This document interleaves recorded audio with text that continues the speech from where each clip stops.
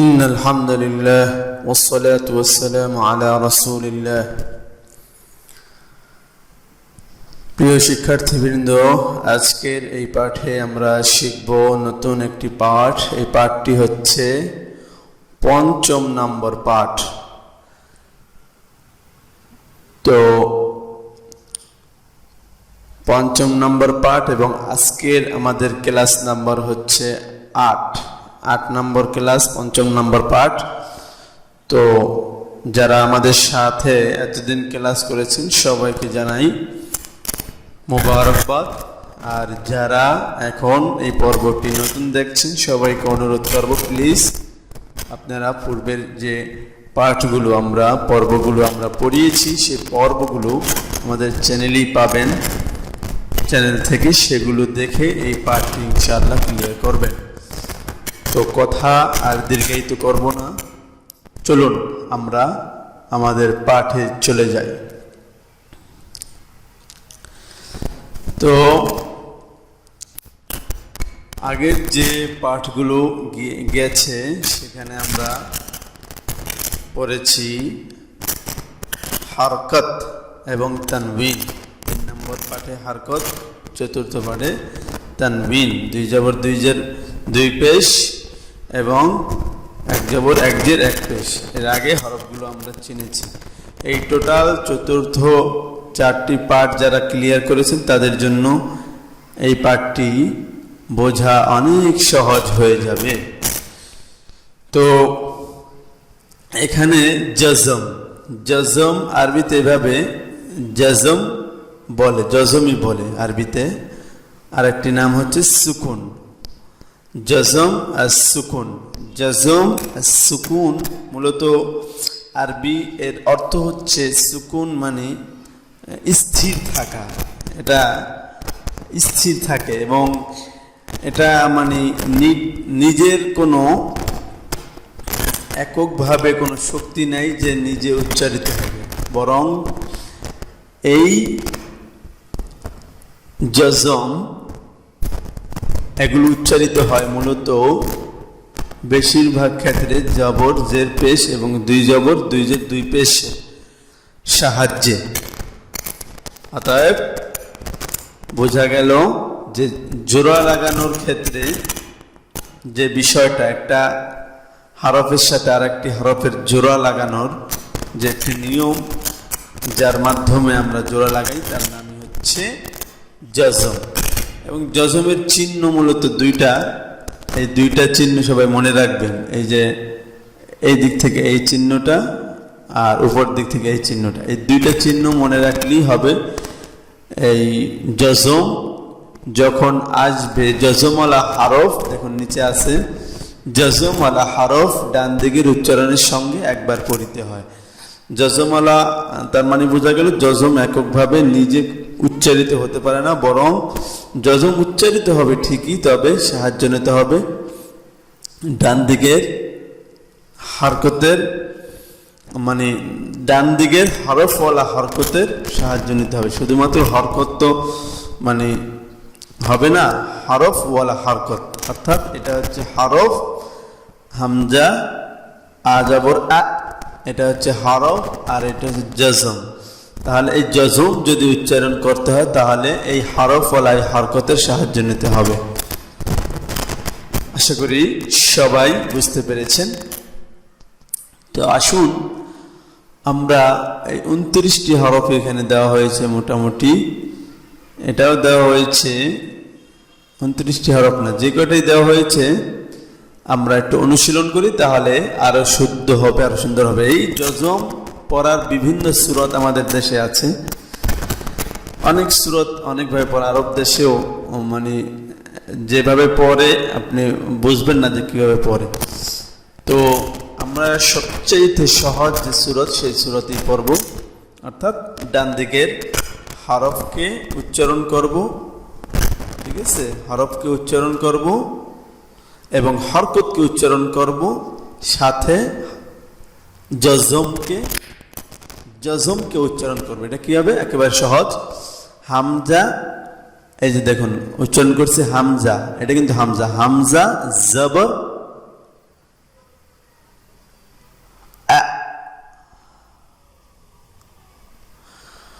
হামজা হামজা জবর আ, অর্থাৎ দোনোটা হরফকে আপনি উচ্চারণ করলেন হরকত সহ। হামজা হামজা জের ই, হামজা হামজা পেশ উ। বুঝতে পেরেছেন? এখানে হামজাটা আপনার বুঝতে একটু কষ্ট হইতেছে, দোনোটা হামজা, এই জন্য পরেরটা দেখেন আরো সহজ হবে। হামজা হাজবর, অর্থাৎ আপনি জজমওয়ালা হরফকে, হরকতওয়ালা হরফ এবং জজমওয়ালা হরফ একসাথে উচ্চারণ করবেন, তাহলে দেখবেন যে আপনার জন্য বোঝা সহজ হয়ে যাচ্ছে। হামজা হামজা হাজবর, বুঝতে পেরেছেন? এখানে জজম আর উচ্চারণ করার দরকার নাই, এটার সাথে আপনি মিলিয়ে দিচ্ছেন, কাজে এটি হয়ে যাবে। হামজা হাজবর আহ, বুঝতে পেরেছেন? অর্থাৎ জবরের সাথে হাকে মিলিয়ে দিবেন, একেবারে মিলিয়ে যাবে। হামজা হাজবর আহ, হামজা হাজের ইহ, হামজা হাপেশ উহ। এবার তিনটা একসাথে পড়বেন, আহ ইহ উহ। আপনি মূলত এই হরকতটাকে এই হার সাথে মিলাইবেন। এই জন্য আপনার যখন হরকত জবর থাকবে তখন আপনি জবরের মতো উচ্চারণ করবেন আহ, আর হরকত যখন জের থাকবে তখন জেরের মতো উচ্চারণ করবেন ইহ, আর যখন হরকত পেশ থাকবে তখন এই পেশের মতো উচ্চারণ করবেন। এই দুটি হরফকে একসাথে মিলিয়ে যখন পড়বেন, হামজা হাপেশ উহ। এবার আসুন পরেরটা, হামজা আইন জবর আ, হামজা আইন জবর আ, হামজা আইন জের ইয়া। এখানে খেয়াল করবেন, এখানে উচ্চারণের ক্ষেত্রে আমরা জজমে উচ্চারণ যেটা হবে আমরা অনেক সময় মিলিয়ে গুলিয়ে ফেলি। হামজা আইন জবর আ এরকম করলে হবে না, এখানে আইনের যে নির্দিষ্ট উচ্চারণ ওখানে কিন্তু আপনার উচ্চারণ লাগাতে হবে। হামজা আইন জবর আ, হামজা আইন জের ইয়া, হামজা আইন পেশ উ, আ ইয়া উ। এরপরে আছে হামজা হা জবর আহ, হামজা হাজের ইহ, হামজা হা পেশ উহ, আহ ইহ উহ। একেবারে সহজ বিষয়, যদি আপনি বিষয়টা ক্লিয়ার ভাবে বোঝেন তাহলে আপনার জন্য সবগুলো মিলানো একেবারে ওয়ান টুর ব্যাপার। তো এটা আপনি মিলাবেন বারবার এবং বারবার প্র্যাকটিস করবেন, তাহলে দেখবেন যে আপনি জজমকে ভালোভাবে মিলাতে পারছেন। আর জজমকে মিলানো এটা কোরআন পড়ার ক্ষেত্রে আপনাকে কাজে দিবে, অনেক অনেক কাজে দিবে। আপনি যদি কোরআন যদি পড়তে চান তাহলে আপনি জজম মিলানোর উচ্চারণের সিস্টেমটা ভালোভাবে আয়ত্ত করতে হবে। তো হামজা গইন জবর আও, হামজা গইন জের ই, হামজা গইন পেশ ও, আও ই ও। হামজা খ জবর আখ, হামজা খ জের ইখ, হামজা খ পেশ উখ, আখ ইখ উখ। হামজা কাব জবর এক, হামজা কাব জের ইক, হামজা কাফ পেশ উক। এখানে কাফের ক্ষেত্রে সবাই একটু খেয়াল করবেন যে হালকা একটু হামস হবে, মানে শেষে একটু আপনি বাড়িয়ে দিবেন, তাহলে আপনার উচ্চারণটা আরো সহজ হয়ে যাবে। তবে যদি একান্ত না পারেন সমস্যা নেই। হামজা কাব জবর এক, হামজা কাব জের ইক, হামজা কাফ পেশ উক। কারণ এটা সিফাতের যে কায়দাগুলো আছে, এখানে এই হরফটা হচ্ছে হামসের হরফ, এরকম আরো হামসের হরফ আছে, সিন আছে, তা আছে। এই হরফগুলোতে একটু হালকা বাড়িয়ে বলতে হয় যখন জজম উচ্চারণের সময় আর কি। হামজা শিন জবর আশ, হামজা শিন জের ইস, হামজা শিন পেশ উশ, এস ইস উশ। হামজা দদ জবর আদ, হামজা দদ জের ইদ, হামজা দদ পেশ উদ, আদ ইদ উদ। এখানে দেখুন একটা বিষয়, আপনাকে কিন্তু সব হামজা দিয়ে, হামজায় হারকত আর অন্যান্য হরফগুলোতে আপনার জজম লাগানো হয়েছে। আপনি এখানে কিন্তু আরো যে 29টি আরো যে 28টি হরফ আছে সেই হরফগুলো লাগিয়েও আপনি পড়তে পারেন, ঠিক আছে, এটা শুধু আপনাকে অনুশীলনের জন্য দেওয়া হয়েছে।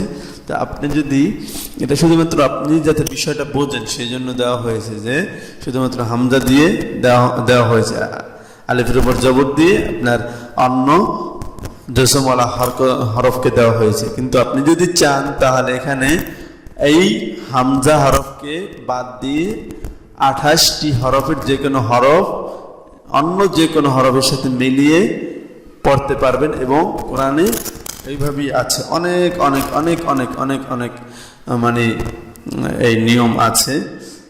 তো এখানে শুধুমাত্র আপনার বোঝানোর জন্য একটি হরফ অর্থাৎ হামজা দিয়ে আপনার সবগুলো হরফ মিলানো হয়েছে। আপনি ইচ্ছে করলে আরো হরফগুলো আপনি মিলাতে পারবেন। সিস্টেমটা যদি বুঝে যান, যদি আপনি বড়শি দিয়ে মাছ ধরার সিস্টেমটা বুঝে যান, তাহলে আপনার বড়শি দিয়ে সারা জিন্দেগি মাছ ধরতে পারবেন। আর যদি আপনাকে বড়শি দিয়ে একটি মাছ ধরে দিই কিন্তু আপনি সিস্টেম যদি না বোঝেন, তাহলে আপনার সেটা কোনো ফায়দা আসবে না। শুধু একটি মাছই আপনি ধরতে পারবেন, একটি মাছই আপনি আয়ত্ত করতে পারবেন বা নিতে পারবেন। আর যদি আপনি বড়শি দিয়ে মাছ ধরার পুরো সিস্টেমটা আপনাকে শেখানো হয়, তাহলে আপনি উপকার পাবেন। তো আমরা চাচ্ছি যে বড়শি দিয়ে আপনি যাতে পুরোপুরি মাছ ধরতে পারেন সেই সিস্টেমটা শেখানো, এবং এই সিস্টেমের মাধ্যমে সারা জীবন যাতে আপনি উপকৃত হতে পারেন। হামজা বদ জবর আদ, হামজা জবর ইদ, হামজা বদ পেশ উদ আদ ইদ উদ, হামজা লাম জবর আল, হামজা লাম জের ইল, হামজা লাম পেশ উল, আল ইল উল। সবাই খেয়াল করবেন উচ্চারণের সময় যাতে আমি যেভাবে উচ্চারণ করি সেভাবে উচ্চারিত হয়। এরপরে আছে হামজা নুন জবর আন, এখানে কিন্তু আবার কেউ করবেন না, মানে গুণনা করবেন না। হামজা নুন জবর আন ছেড়ে দিবেন, কারণ জজমে কোনো গুণনা নেই, গুণনা আছে তাসদীদে, সেটা সামনে নিয়ম আসছে। হামজা নুন জবর আন, হামজা নুন জের ইন, হামজা নুন পেশ উন, আন ইন উন। এখানে আপনি বানাবেন বান বিন বুন, সান সিন সুন, নান নিন নুন, তান তিন তুন। এভাবে আপনি ইচ্ছা মতো বানাতে পারবেন, সমস্যা নাই। এরপরে আছে হামজা র জবর আল, হামজা র জের ইর, হামজা র পেশ উ, আল ইর ও। এখানে দেখেন যখন আপনি এটা আপনি খেয়াল করবেন, যখন আপনি র উচ্চারণ করবেন, রয় যখন জজম থাকবে ডান দিকে, আপনি একটু খেয়াল করবেন যে ডান দিকে যদি জবর অথবা পেশ থাকে তাহলে র মোটা হবে, আর ডান দিকে যদি জের থাকে এটা কিন্তু পাতলা হবে। এই জন্য দেখেন আমি যখন পড়েছি এর পড়েছি একেবারে মোটা করে পড়েছি, যখন জেরের অবস্থা পড়েছি তখন ইদ একেবারে পাতলা করে পড়েছি, আর যখন পেশের অবস্থা পড়েছি তখন একেবারে মোটা করে পড়েছি। ও এরপরে তা, হামজা তা জবর আত, হামজা তাজের ইত, হামজা তা পেশ উত। এখানে দেখেন একটু হামস করেছি আমি, আপনারাও যদি পারেন তাহলে করবেন, আর যদি না পারেন আস্তে আস্তে পরবর্তীতে হবে, এটা নিয়ে টেনশনের কিছু নেই। আত ইত উত এভাবে। এরপরে হামজা সদ জবর আস, হামজা সদ জের ইস, হামজা সদ পেশ উস, আস ইস উস। তাহলে এটা গেল, এটা কিন্তু মোটা হরফ, সবাই খেয়াল করবেন সদের মতো যাতে হয়। যদি সিনের মতো হয়ে যায় তাহলে এটা সদ আর থাকবে না, সিন হয়ে যাবে। এরপর এটা আছে হামজা সিন জবর আস, হামজা সিন জের ইস, হামজা সিন পেশ উস, আস ইস উস। এখানে একটা বিষয় সবাইকে বলে রাখি, সেটা হচ্ছে আপনি মনে করতেছেন যে আমি এখন বানান ছাড়া এভাবে পারতেছি, আস ইস উস, আজ ইজ উস, এভাবে খুব তাড়াতাড়ি আপনি পড়তেছেন, কিন্তু আপনি কিন্তু পরবর্তীতে আটকে যাবেন। এই জন্য যে পরবর্তীতে আপনার অনেক ডিফারেন্স চলে আসবে, তখন আপনি মানে জজমের সিস্টেমটা আপনি হয়তো ধরতে পারবেন না। এই জন্য এখন একটু বানান করে পড়বেন, বানান করে পড়লে আপনার পরবর্তীতে ধরতে এবং বুঝতে অনেক অনেক সুবিধা হবে। এরপরে আসুন হামজা জা জবর আজ, হামজা জাজের ইজ, হামজা জা পেশ উজ, আজ ইজ উজ। হামজা ব জবর আল, হামজা ব জের ইল, হামজা ব পেশ উল, আল ইল উল। হামজা জাল জবর আদ, হামজা জাল জের ইদ, হামজা জাল পেশ উজ, আদ ইদ উজ। হামজা সা জবর আস, হামজা সা জের ইদ, হামজা সা পেশ উস, আস ইস উস। হামজা ফা জবর আস, হামজা ফা জের ইফ, হামজা ফা পেশ উফ, আস ইফ উফ। হামজা মিম জবর আম, হামজা মিম জের ইম, হামজা মিম পেশ আম ইম উম। তো এই পৃষ্ঠাটা সকলের জজমের সিস্টেমটা বোঝার জন্য অন্তত পক্ষে 15 থেকে 20 বার পড়বেন, তাহলে আপনার উচ্চারণগুলো শুদ্ধ হয়ে যাবে এবং জজমের যে সিস্টেমটা সেটাও আপনার আয়ত্ত হয়ে যাবে। শুধু যে এটাই পড়বেন এরকম না, আপনি এই হামজার সাথে অন্য 28টি হরফ মিলিয়ে মিলিয়ে পড়তে পারেন, কোনো সমস্যা নেই। তো এবার আমরা 20 নম্বর পৃষ্ঠায় আসছি।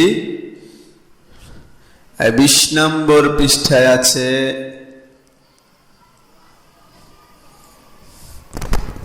কলকলার বিবরণ। কলকলা, এখানে কলকলা দেখেন বিষয়টা, কলকলা মানে বারবার আপনাকে উচ্চারণ করতে হচ্ছে কলকলা, অর্থাৎ পাল্টা আওয়াজ বা প্রতিধ্বনি। আপনি যখন মাইকে যখন সাউন্ড করেন তখন দেখেন যে একবারই কথা বলছেন, কিন্তু আপনার সাউন্ডটা কিন্তু দ্বিতীয়বার আপনার সামনে আসছে। তো এখানে কলকলার হরফ হচ্ছে 5টি। কি কি? কফ, ত, বা, জিম, দাল। এই 5টি হরফ, সবাই এই 5টি হরফকে একেবারে মুখস্থের মতো করে ফেলবেন, কারণ আপনার যখনই কলকলা আসবে, কলকলাটা মূলত উচ্চারণ হয় জজমের ক্ষেত্রে, এই জন্য জজমের অধ্যায়ে এটা দিয়ে দেওয়া হয়েছে। জজমের ক্ষেত্রে আপনার কলকলা করতে হয়, অন্য কোনো ক্ষেত্রে কলকলা নাই।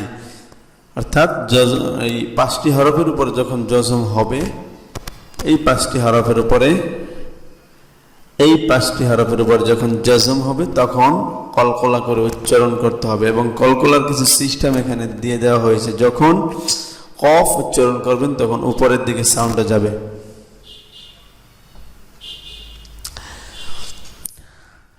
এরপরে যখন ত উচ্চারণ করবেন তখন সাউন্ড যাবে উপরের দিকে, আর যখন উচ্চারণ করবেন বা তখন সাউন্ড যাবে নিচের দিকে। এবং যখন উচ্চারণ করবেন জিম তখন সাউন্ড যাবে নিচের দিকে, এখানে চিহ্ন দিয়ে দেওয়া হয়েছে। এরপরে যখন উচ্চারণ করবেন দাল তখন সাউন্ড যাবে নিচের দিকে। তো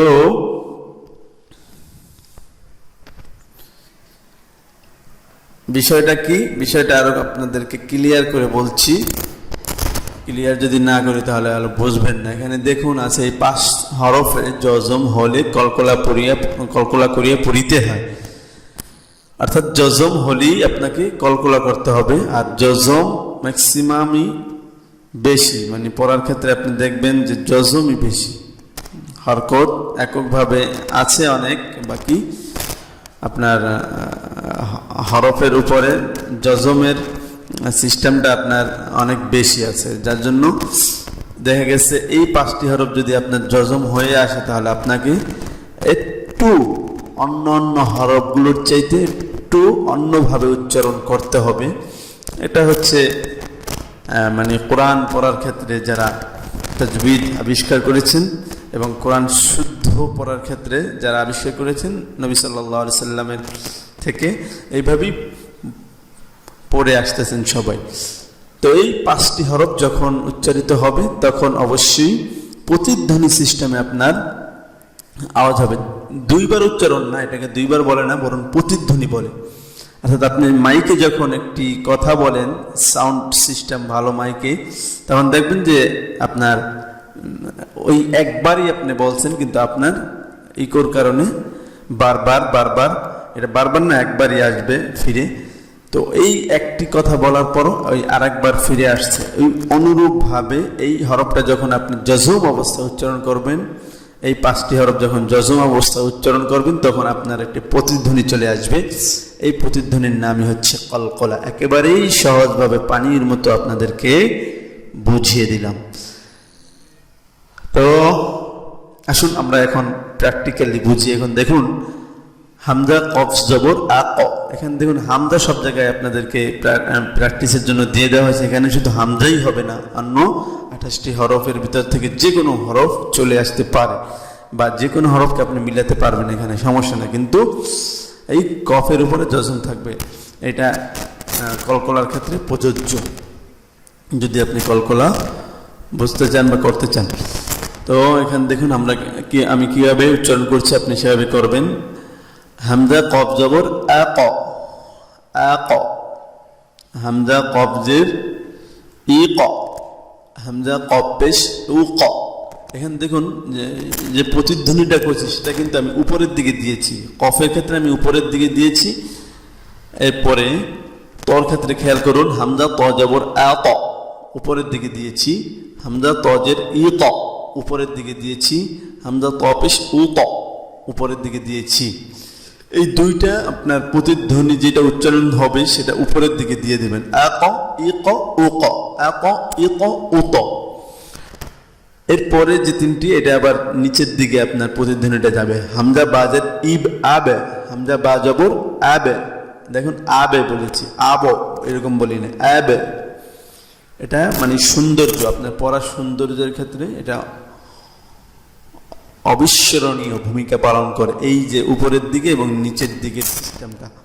যদি আপনি একান্ত নাই বোঝেন তাহলে সমস্যা নেই, তবে আপনার উচ্চারণ সেক্ষেত্রে একটু দুর্বল হবে। হামজা বা জবর আবে, আবে বলেছি আমি, আবো বলি নেই। হামজা বাজের ইবে, হামজা বা পেশ উবে। হামজা জিম জবর আজে, আজে। দেখেন নিচের দিকে আমার সাউন্ডটা চলে গেছে। হামজা জিমজের ইজে, হামজা জিম পেশ উজে। বুঝতে পেরেছেন? হামজা দাল জবর আদে, হামজা দালজের ঈদে, হামজা দাল পেশ উদে। এবার খেয়াল করুন উপরেরটা এবং নিচেরটা একটু উচ্চারণ করি, তাহলে বুঝবেন। আ ক ই ক ও ক, আবে ইবে উবে। দেখুন আ ক যখন উচ্চারণ করেছি তখন সাউন্ডটা আমার উপরের দিকে চলে গিয়েছে, আর যখন উচ্চারণ করেছি আবে তখন সাউন্ডটা আমার নিচের দিকে চলে এসেছে। তো এই জন্য আপনারা একটু খেয়াল করে পড়বেন, যখন পড়বেন এই সাউন্ড দুইটা উপরের দিকে, যেহেতু উপরের চিহ্ন দেওয়াই আছে আর এটা নিচের চিহ্ন দেওয়া আছে, এটা একটু খেয়াল করে পড়বেন। এটা কিন্তু অন্য কোনো কায়দায় বা অন্য কোনো জায়গায় দেওয়া হয়নি, এই বইটার ভিতরে এই সিস্টেমটা দেওয়া হয়েছে। অনেক সুন্দর এবং অনেক সিস্টেমেটিকভাবে এটাকে সাজানো হয়েছে, যার জন্য আপনার বুঝতেও যাতে সমস্যা না হয় যে এখানে কি নিয়ম কাজ করছে। এই 5 হরফ ছাড়া অন্য কোনো হরফে কলকলা হবে না। এই 5টি হরফের জন্য ঠোঁটস্থ রাখবেন। যদি বলা হয় যে কলকলা হরফ কয়েকটি, সঙ্গে সঙ্গে বলবেন কলকলা হরফ 5টি। কি কি? কফ, ত, বে, জিম, দাল। একেবারে ঠোঁটস্থর মতো রাখতে হবে। এরপরে আপনাকে অনুশীলন করানো হয়েছে, বিশাল অনুশীলন, এবং এই অনুশীলনের মাধ্যমে কোনটা কলকলা, ঠিক আছে, কোনটা কলকলা এবং কোনটা কলকলা না সেটা আপনাকে মানে ডিফারেন্স কি আছে এটা পার্থক্য করার জন্য নিচের অনুশীলনটা আপনাকে দেওয়া হয়েছে। এখানে দেখুন আপনাকে যেভাবে বলেছিলাম যে কোনো হরফ আপনি মিলাতে পারবেন। এখানে দেখুন নুন আসছে, নুন কফ জবর না ক। আপনার কলকলাটা উপরের দিকে, আপনার কলকলা যখন কফের অবস্থা থাকবে, ঠিক আছে, কফ যখন হবে তখন উপরের দিকে, ত যখন তখন উপরের দিকে, বা যখন নিচের দিকে, জিম যখন নিচের দিকে, সদ যখন তখন নিচের দিকে। এখানে আপনাকে চিহ্নিত করে দেওয়া হয়েছে। দেখুন নুন কফ জবর না ক, ওয়াও কফ জের উই ক, আইন কফ পেশ উ ক, মিম ত জবর মা ত, ফা ত জের ফি ত, নুন ত পেশ নু ত, মা ত ফি ত নু ত। বারবার পড়বেন। না ক উই ক উ ক, মাত ফিত নুত। এরপরে বা দিয়ে দেখেন কলকলা, হা বা জবর হাবে, সদ বা জের সইবে, মু মিম বা পেশ মুবে, হাবে সইবে মুবে। এরপরে আসে জিম, ফা জিম জবর ফাজে, ওয়াও জিম জের উইজে, তা জিম পেশ তুজে, ফাজে উইজে তুজে। সবাই একটু বানান করে পড়বেন কাইন্ডলি, তাহলে আপনার মিলাইতে সুবিধা হবে। এরপরে আছে দাল, এটাও নিচের দিকে আপনার কলকলা যাবে, এখানে চিহ্নিত করে দিয়েছে, দেখেন কতটা সুন্দর মানে সাজাই দিছে এখানে। ইয়া দাল জবর ইয়াদে, ইয়া দাল সদ দাল জের সইদে, মিম দাল পেশ মুদে, ইয়াদে সইদে মুদে। এরপরে আছে, এরপরে যেগুলো আছে এগুলো কিন্তু কলকলা না, কিন্তু এর উপরে জজম আছে ঠিকই, অন্য এই 5 হরফ ব্যতীত অন্য যে কোনো হরফগুলোর উপর জজম হবে, অবশ্যই জজম হবে, কিন্তু ওইভাবে 5 হরফের মতো প্রতিধ্বনি বা কলকলা হবে না। এখানে এটা আপনাকে চোখে আঙ্গুল দিয়ে দেখিয়ে দেওয়া হয়েছে অনুশীলনের মাধ্যমে। মিম গইন জবর মা, ইয়া ফা জবর ইয়াফ, নুন হা জবর নাহ। দেখুন এখানে কিন্তু আমি মা গো ইয়াফো এরকম কিচ্ছু বলছি না, এখানে যা বলেছে মুদে সইদে। দেখুন দ্বিতীয়বার 2বার করে উচ্চারণ করা হয়েছে, মানে প্রতিধ্বনি করে উচ্চারণ করা হয়েছে, কিন্তু এখানে কিন্তু এরকম ভাবে বলা যাবে না। এবং এরকম ভাবে যদিও আপনার এসে যায়, সেটাকে আপনার কন্ট্রোল করতে হবে, কারণ আপনার সেক্ষেত্রে পড়া অশুদ্ধ হয়ে যাবে। মিম গইন জবর মা এরকম ধরে রাখতে হবে। ইয়াফ আমরা যে বলি সূরা ফাতিহার ভিতর গায়রিল মাগদুবি, অনেকে বলি গায়রিল মাগদুবি, একেবারে অশুদ্ধ হবে। গায়রিল মাগদুবি একেবারে ধরে রাখতে হবে গইনকে। জজমের সিস্টেমটাই স্বাভাবিকভাবে ধরে রাখা, বাকি এই 5টি হরফের ক্ষেত্রে আপনি কলকলা করবেন। কিন্তু অন্য যে হরফগুলো আছে 5টি হরফ ছাড়া কোনো হরফে আপনি কলকলা বা প্রতিধ্বনি করতে পারবেন না, আপনাকে একেবারে ধরে রাখতে হবে জজম অবস্থায়। মিম গইন জবর মা, ইয়া ফা জবর ইয়াফ, নুন হা জবর নাহ। দেখুন আমি কিভাবে করছি, নুন হা জবর নাহ, র কাফ পেশ রুক, রুক রুক।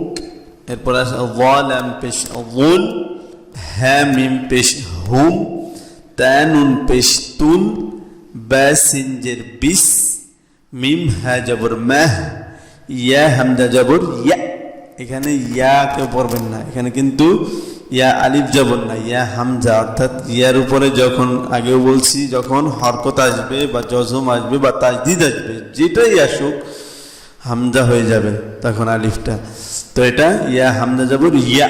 আর এখানে যদি কিছু না থাকতো তাহলে এটা আপনি বলতেন ইয়া আলিফ জবর ইয়া, এভাবে টান দিতেন, কিন্তু এটা আপনাকে অবশ্যই বুঝতে হবে এবং অনুধাবন করতে হবে। ইয়া হামজা জবর ইয়া, বা ইয়া জবর বাই, সিন মিম সিন জবর মাস, বা লাম জের বিল, ইয়া সদ জবর ইয়াস, আইন মিম জবর আম, ফা রা জের ফিল, কাফ লাম পেশ কুল, তা গইন জবর তাগ, তা রা জবর তাগ, ইয়া খা জবর ইয়াখ, বা কাফ জের বিক, ইয়া দা জবর ইয়াদ, নুন শিন পেশ নুশ, নুন আইন জবর না, বা কাফ পেশ বুক, আইন সদ জবর আস, নুন ফা জবর নাফ, লাম মিম জবর লাম, আইন লাম জবর আইন, মিম হামজা জবর। এখানে আবার আসছে দেখেন হামজা, মিম হামজা জবর মা, লাম লাম জের লিল, কাফ মিম পেশ কুম, মিম আইন পেশ মু, ফা লাম জবর ফাল, হামজা মিম জবর আম, লাম মিম জবর লাম, ফা দাল জবর ফাদ, যা রা জের যির, যা রা জের যিদ, নুন শিন পেশ নুশ। তো এই পর্যন্তই আজকে আমাদের পড়া থাকবে। আর আস্তে আস্তে আমরা যত আগাচ্ছি আমাদের কিন্তু নিয়ম কানুনগুলো বাড়ছে আস্তে আস্তে এবং বাড়তেই থাকবে, কারণ কোরআন পড়াটা অনেক সহজ বিষয়। কিছু নিয়ম কানুন যদি আপনার মনে থাকে এবং যদি প্রায়োগিকভাবে আপনার প্র্যাকটিসের ভিতর নিয়ে আসতে পারেন, আগের পাঠগুলো ভালোভাবে পড়ে আসেন, তাহলে এগুলো অনেক সহজ, অনেক ইজি বিষয়। হ্যাঁ, আর যদি আপনি আগেরগুলো সেভাবে না পড়েন, কাইন্ডলি আবারও বলবো সবাই প্লিজ সেগুলো পড়ে আসবেন। এবং আজকের জজমের পার্টে আরও অনুশীলন আছে, আর একটা পৃষ্ঠা আছে 21 নম্বর পৃষ্ঠা, ওটা ইনশাল্লাহ আগামীকালকে পড়াবো। এই জজমের পার্টে 2 পৃষ্ঠা আপনাদেরকে দেওয়া হলো। প্রথমটা হচ্ছে জজম কাকে বলে, জজমের কিছু দেখানো হয়েছে, পরেরটা দেখানো হয়েছে মূলত কলকলা, এবং কলকলা মূলত জজমের ক্ষেত্রেই প্রযোজ্য। জজমওয়ালা হরফের ক্ষেত্রে 5টি হরফ জজম যখন হবে তখন কলকলা করতে হবে, এছাড়া কলকলা নেই। এই ক্ষেত্রে এই জন্য আপনার জজমের ক্ষেত্রে কলকলা আনা হয়েছে। তো যাই হোক, আপনারা আশা করি এই 5ম পাঠ ভালোভাবে পড়বেন। গত চতুর্থ যে পাঠগুলো, চতুর্থ পাঠ, তৃতীয় পাঠ, দ্বিতীয়, প্রথম এই পাঠগুলো অবশ্যই ভালোভাবে আপনারা নিয়ন্ত্রণের ভিতরে রাখবেন এবং আপনার প্র্যাকটিস যাতে থাকে। আমি বারবার বলতেছি যে আপনি এইগুলো হচ্ছে মূল ভিত্তি এবং বুনিয়াদ, এগুলো যদি আপনি ধরে রাখতে পারেন পরবর্তীতে আপনার জন্য অনেক সহজ হয়ে যাবে। বুঝতে পেরেছেন আশা করি। তো আল্লাহ রাব্বুল আলামিন সবাইকে ভালো রাখুন। আজকে এই পর্যন্তই। রমজানে সবাই চেষ্টা করবেন, এখন চলতেছে মাগফিরাতের দিন। আল্লাহ রাব্বুল আলামিন যেন আমাদের সবাইকে ক্ষমা করে দেন, যার যে ভুল ভ্রান্তি যা কিছু আছে সবাইকে সব ধরনের ভুল ভ্রান্তি থেকে আল্লাহ মাফ করে দেখ। পাশাপাশি সবাই পরস্পরের জন্য দোয়া করবেন এবং এই করোনা নামক মহামারী থেকে আল্লাহ যেন বাংলাদেশের মানুষকে এবং সারা পৃথিবীর মানুষকে, সারা পৃথিবীর মুসলমানকে হেফাজত করুন। আর পাশাপাশি মুসলিম ভাইদের জন্য দোয়া করবেন, তাদের জন্য অবশ্যই দোয়া করতে হবে, তাদের জন্য বদদোয়া কেউ করবেন না। তাদের ভিতরে যারা ভালো আছে তাদের জন্য দোয়া করবেন যেন আল্লাহ রাব্বুল আলামিন তাদেরকে হিদায়াত দান করেন। আর যারা বিভিন্ন মুসলমানের উপর জুলুম নির্যাতন করছে, আল্লাহ যেন তাদের হেদায়েত করেন, হেদায়েত না থাকলে যেন হালাক করে দেন। এভাবে দোয়া করবেন সবাই সবার জন্য। তো সবাই ভালো থাকুন। আসসালামু আলাইকুম ওয়া রাহমাতুল্লাহি ওয়া বারাকাতুহু।